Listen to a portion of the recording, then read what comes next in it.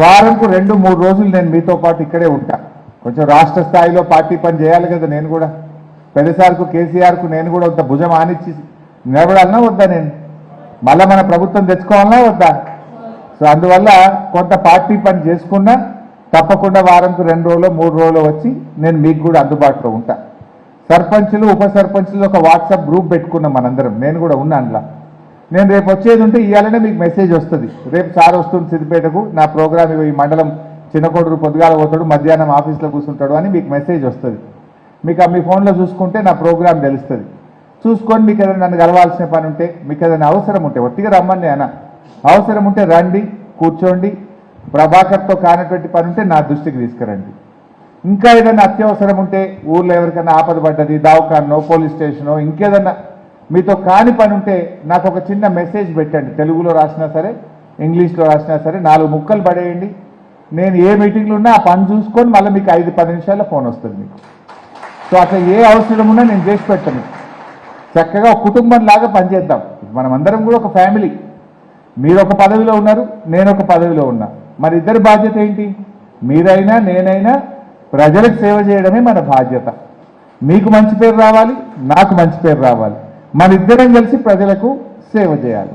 మీరు గ్రామ స్థాయిలో సేవ చేస్తారు, నేను నియోజకవర్గ స్థాయిలో సేవ చేస్తాను. మన ఇద్దరం సేవకులం. మనకు పదవి అనేది ఆభరణం కాదు, పదవి అనేది ఒక బాధ్యత. పదవి అనేటువంటిది ప్రజలకు సేవ చేయడానికి ఒక అవకాశం, ప్రజలిచ్చిన అవకాశం, ప్రజలిచ్చిన పదవిది. అందువల్ల మనము సర్పంచ్ అయినా ఎమ్మెల్యే అయినా మనము ప్రజా సేవకులం. మనము అది ఎవరైనా సరే ప్రజలు సేవ చేయడానికి మనకి ఇచ్చిన అవకాశం, ఆ ప్రజలు ఇచ్చిన నమ్మకాన్ని మనం కాపాడుకోవాలి. ప్రజలకు మనం సేవ చేయాలి. ఎదిగితే ఒదగాలి. పదవి అనేటువంటిది బాధ్యతను పెంచుతుంది. గెలిచాం కదా అని మనం మాట మార్చొద్దు, బట్టలు మార్చొద్దు, మన విధానంలో మారొద్దు, మన పనితనంలో మార్పు రావద్దు. ఇంకింత సంయమనంతో ఇంకా ప్రేమగా మరింత ఓపికగా పనిచేద్దాం. కొన్ని అవుతాయి పనులు, కొన్ని లేట్ అవుతాయి, కొన్ని ఆలస్యం అవుతాయి. మీకు 5 ఏళ్ల పదవీ కాలం కదా, తొందర ఏమున్నది. ఇప్పుడు చేయగలిగిందల్లా చేస్తూ చేస్తూ బయలుదేరదాం. ఇంకో 2 ఏళ్ళు అయితే వచ్చేది బీఆర్ఎస్ గవర్నమెంటే కదా, మనమే కదా మళ్ళీ ఉండేది.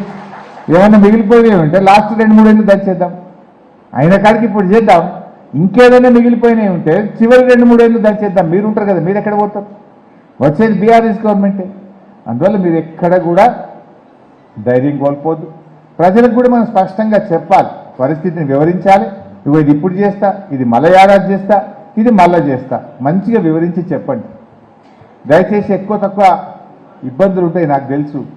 గెలిచేదాకా ఒక ఖర్చు, గెలిచినాక తెల్లారికెళ్ళి అమ్మవారి విగ్రహం పెడుతున్నాం, లేకపోతే వినాయకుడి విగ్రహం పెడుతున్నాం, లేదంటే మన ఎల్లమ్మ తల్లి పండుగ ఉంది, బీరప్ప దేవుని జాతర ఉన్నది, పెద్దమ్మ తల్లికి బోనాలు తీస్తున్నాం, లేకపోతే పోషమ్మ తల్లి పండుగ ఉన్నదంటే చూసేది ఎవరికి చూస్తారు? ఊళ్ళే అర్జెంటుగా మీరు కనబడతారు. ఇది వరకేమో చేస్తాం అప్పుడు ఎలక్షన్ ముంగట. ఇప్పుడేమో అంటారు గెలిచినవు కదా. ఇప్పుడు మొన్నటిదాకా 3 చేసారు, పోటీ చేస్తామనుకున్న 3 సాయం చేసేది. ఇప్పుడు వాళ్ళు చల్లగా పడతారు కదా, మీరు ఒక్కరే కనబడతారు. మొత్తం బరువు మీ మీదకే పడుతుంది. అది అట్లా ఖర్చు ఉంటుంది, మళ్ళీ ఇట్లా ఖర్చు ఉంటుంది. చాలా ఓపిక కావాలి, సంయమనం కావాలి. మన లిమిట్స్ మనం చూసుకొని జాగ్రత్తగా మనం పనిచేసుకోవాల్సినటువంటి అవసరం ఉంటుంది. సో మీరు కూడా చక్కగా ఓపికగా జాగ్రత్తగా చేస్తూ ఉండండి. ఏదైనా అర్థం కాకపోతే నా దృష్టికి తేండి. ఎక్కడ ఏమీ అధైర్యపడకండి, బాధపడొద్దు. ఇది పదవి అనేది ఒక బాధ్యత.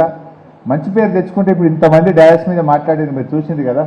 వీళ్ళందరూ సర్పంచులుగా మీలాగా పనిచేసి ఇలా ఉన్నతమైనటువంటి స్థానంలో ఇక్కడ కూర్చున్నారు. మీరు అట్లా ఎదగాలి. మీరు కూడా రేపు ఇంకా పెద్ద స్థాయికి రావాలని నేను మనస్ఫూర్తిగా కోరుకుంటా ఉన్నా. అవకాశం రావడం అదృష్టం, అవకాశాన్ని నిలబెట్టుకోవడం మీ చేతుల్లో ఉంటుంది. రావడం అదృష్టం, వచ్చిన తర్వాత అది మీ చేతుల్లో ఉంటుంది. అన్నిటికంటే ముఖ్యం మన నాలుక, మన నోరును బాగా అదుపులో పెట్టుకోవాలి. ఇంకేదన్నా పోతే వస్తుంది కానీ నోట్ల నుంచి బయటకు పోయిన మాట మళ్ళీ వెనక్కి తీసుకోలేము. పదవి పోతే వస్తుందేమో, పైస పోతే వస్తుందేమో, ఇంకేదన్నా పోతే సంపాదిస్తేమేమో, కానీ జారిన నోటి మాట తిరిగి వెనక్కి తీసుకోలేము. ఎదుటివాడి మనసు ఒక్కసారి బాధపడితే అది మళ్ళా ఆ కలుక్కు అన్నాక దాన్ని అతుకుడు చాలా కష్టం అవుతుంది. అందువల్ల మాట జాగ్రత్తగా మాట్లాడండి. మాటే ముఖ్యం నా దృష్టిలో. మాట మన మర్యాద, మన నడవడి, మన పనితనం పనితనం అనేది నా దృష్టిలో నాలుగోది.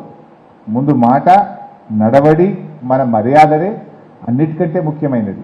దాంతోపాటు పని ఎట్లాగూ చేస్తాం. పని చేసినా మాట జారినామనుకో, నడవడిక బాగాలేదనుకో లాభం లేదు. కొంతమంది సర్పంచులు, నేను పేరు చెప్పను కానీ, నాతో పని చేసింది, మస్తు పని చేసింది. నేను ఎన్ని పైసలు అంటే అన్ని పైసలు ఇచ్చిన, మంత్రిగా ఉంటే ఫుల్ పైసలు ఇచ్చిన, బాగా డెవలప్ చేసింది. ఇక అసలు కాని పనే లేదు. మళ్ళీ నిలబడ్డారు సర్పంచ్కు. ఏమైంది? 30 ఓట్లు వచ్చినాయి, 60 ఓట్లు వచ్చినాయి. మరి 20 డెవలప్మెంట్ అంతా ఇన్ని రోడ్లు వేస్తేవి, గుళ్ళు కడితేవి, కుల సంఘాలు కడితేవి, మహిళా సంఘం కడితేవి, వాటర్ ట్యాంకులు కడితేవి, బుగ్గలు వేస్తేవి, ఐ మాస్క్ లైట్లు పెట్టివి, ఇన్ని చేసిన సర్పంచ్ మళ్ళీ నిలబడితే 50-60 ఓట్లు వచ్చినాయి. ఏమైందంటూ?